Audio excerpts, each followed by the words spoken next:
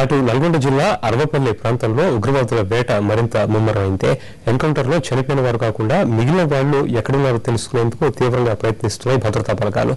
సూర్యాపేట నుంచి అరవపల్లి మోత్కూరు మండలాల్లో ఇన్వెస్టిగేషన్ జోరుగా సాగుతోంది. అలాగే అరవపల్లి ప్రాంతంలో అణుమణువు జల్లెడ పడుతున్నారు పోలీసుల తాజా విచారణకు సంబంధించి మరిన్ని అప్డేట్స్ మా ప్రతినిధి సమీ అందిస్తారు. సమీ, పోలీసుల కోంబింగ్ ఏ విధంగా సాగుతోంది? పరితోష్ మూడో రోజు కూడా నల్గొండ జిల్లా వ్యాప్తంగా కూంబింగ్ కొనసాగుతూ ఉంది. జానకీపురంలో ఎన్కౌంటర్ జరిగిన తర్వాత అరవపల్లి, సూర్యాపేట తదితర ప్రాంతాల్లో ముమ్మరంగా కూంబింగ్ కొనసాగిస్తున్నారు. గ్రేహౌండ్ సంబంధించిన దళాలతో పాటు స్పెషల్ పార్టీకి సంబంధించిన దళాలంతా కూడా ఈ ప్రాంతం అంతా జల్లెడబడుతున్నారు.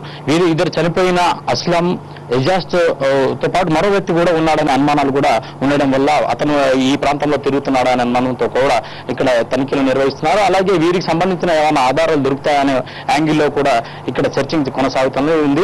మొత్తానికైతే ఈ ఉగ్రవాదుల దగ్గర దొరికిన 2 సెల్ ఫోన్లతో పాటు నిన్న ఒక బ్యాగ్, మరో సెల్ ఫోన్ కూడా దొరికినట్టు తెలుస్తా ఉంది. ఈ సెల్ ఫోన్ల ఆధారంగా, ఈ సెల్ ఫోన్ కాల్ లిస్ట్ కు సంబంధించిన ఆధారంగా దర్యాప్తు జరుపుతా ఉన్నారు. మొత్తం నల్గొండ జిల్లా వ్యాప్తంగా కాకుండా దేశవ్యాప్తంగా కూడా ఎన్ఐఏకి సంబంధించిన, ఏటీఎస్ సంబంధించిన బృందాలు మొత్తం కూడా విచారణ కొనసాగిస్తున్నాయని తెలుస్తా ఉంది.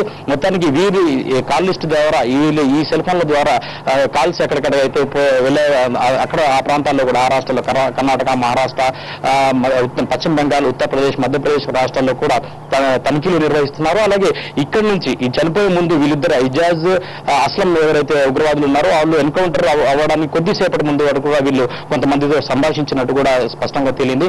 ఈ నేపథ్యంలో ఆ కాళ్లను పరిశీలించగా కర్నూలు జిల్లాకు సంబంధించిన వాళ్ళతో వీళ్ళు సంభాషించినట్టు తెలియడంతో అక్కడ నంద్యాల, కర్నూలు తదితర ప్రాంతాలకు సంబంధించిన 10 మందిని కూడా అధికారులు లిఫ్ట్ చేయడం జరిగింది. అక్కడ 10 మందిని హైదరాబాద్ తీసుకెళ్లి విచారిస్తున్నట్టు కూడా తెలుస్తా ఉంది. మొత్తానికైతే ముమ్మరంగా దేశవ్యాప్తంగా, నల్గొండ జిల్లా వ్యాప్తంగా కాకుండా దేశవ్యాప్తంగా కూడా తనిఖీలు ఏటీఎస్ సంబంధించిన అధికారులతో పాటు ఎన్ఐఏకి సంబంధించిన వాళ్ళు కూడా పెద్ద ఎత్తున విచారణ కొనసాగిస్తున్నారు.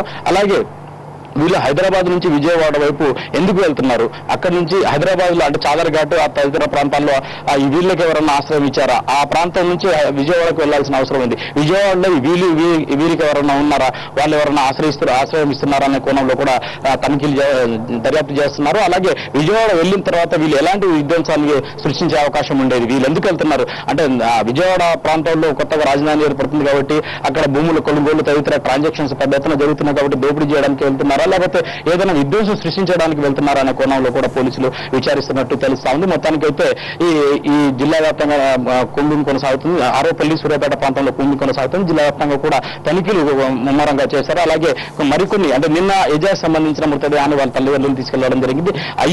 అస్లం అయ్యూబ్ సంబంధించిన మృతదేహాన్ని మాత్రం వాళ్ళు తీసుకెళ్లడానికి ఎవరు రాలేదు. అయితే ఈ మృతదేహాన్ని ఏం చేస్తారన్నది ఇది కూడా వేచి చూడాల్సింది. అలాగే మరికొన్ని దర్యాప్తు సంస్థలు ఏవైతే ఉన్నాయి ఎన్కౌంటర్ జరిగిన ప్రాంతాన్ని, అలాగే ఈ ఉగ్రవాదుల శవాలను కూడా పరిశీలించే అవకాశం ఉంది. మొత్తంగా జిల్లా వ్యాప్తంగానే కాకుండా దేశవ్యాప్తంగా కూడా ఎన్ఐఏకి సంబంధించిన బృందాలు వెళ్ళిపోయి వీరి కార్యకలాపాల మీద, వీరికి సంబంధించి అంటే ఈ గ్రూపుకు సంబంధించిన మరో 3 కూడా ఉన్నారని చెప్పి తెలుస్తా ఉంది. ఆ 3 ఏ ప్రాంతంలో తిరుగుతున్నారు, వాళ్ళు ఎలాంటి కార్యకలాపాలు చేస్తున్నారనే కోణంలో కూడా దర్యాప్తు కొనసాగుతుంది. Paritosh, right, thank you Sami. Operation Suryapet ఇప్పుడు ఎన్నో మలుపులు తిరుగుతోంది. ఉగ్ర మూలాల కోసం వేట కొనసాగుతోంది. మరోవైపు కర్నూలు తనిఖీల్లో పట్టుబడ్డ 6 ఎవరు, సిమీతో సంబంధాలున్నాయా, సూర్యాపేట ఘటనతో వీరికి ఎలాంటి లింక్ ఉంది, ఈ కోణంలో దర్యాప్తు సాగుతోంది. పట్టుబడ్డ అనుమానితుల్ని విచారిస్తున్నారు పోలీసులు. ఎన్కౌంటర్లో చనిపోయిన సిమీ ఉగ్రవాదుల ఫోన్ కాల్స్ లిస్టులో ఈ అనుమానితుల నెంబర్ ఉండడంతో పలు అనుమానాలు రేకెత్తుతున్నాయి. మరో అప్డేట్స్ ముందు చిన్న బ్రేక్ తీసుకుందాం.